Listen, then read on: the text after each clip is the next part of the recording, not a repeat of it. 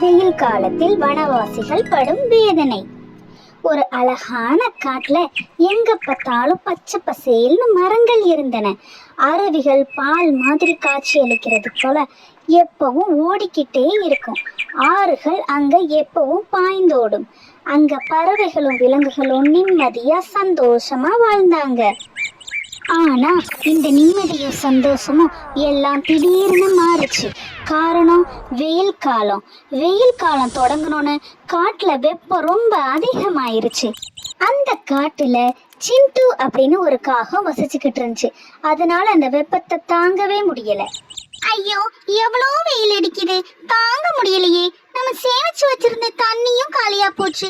ரொம்ப தண்ணி தெவிக்கிறனால வெளியில போய் ஆத்துல தண்ணி குடிச்சிட்டு வரலாம்னு சொல்லிட்டு அந்த காக்கா கிளம்புச்சு.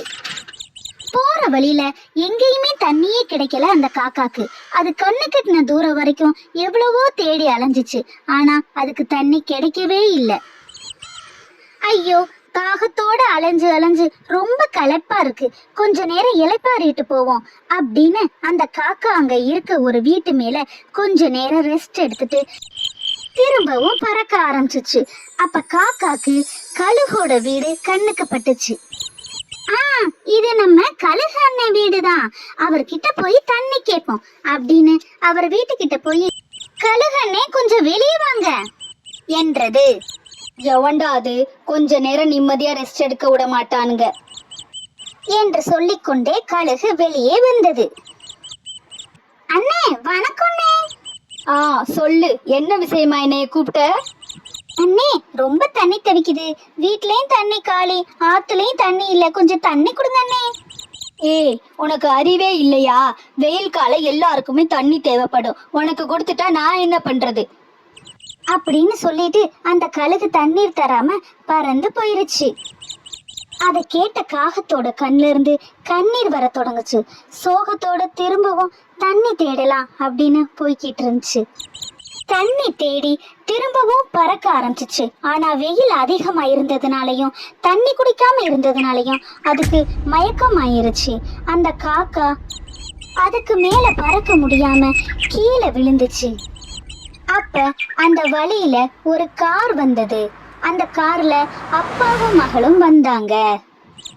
ஏதோ பறவைக்கு அடிபட்டிருக்கு அப்படின்னு நினைச்சிட்டு அதை பாக்குறதுக்காக கீழே இறங்கி வந்தாரு. பிறகு தன்னுடைய மகளையும் தன்னோட அழைத்து வந்தாரு.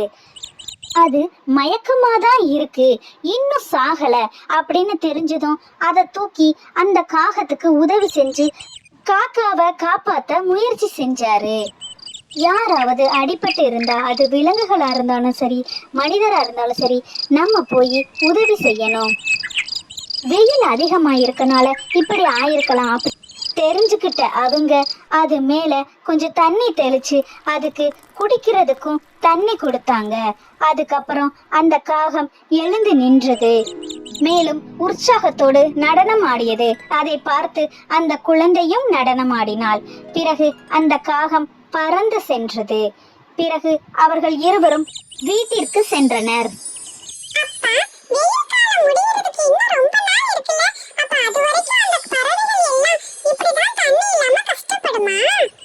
என்று தன் மகள் கேட்டதும், நானும் அதை தான் நினைச்சேன். சரி, நம்ம அதுகளுக்கு போய் ஏதாவது உதவி செய்யலாம்.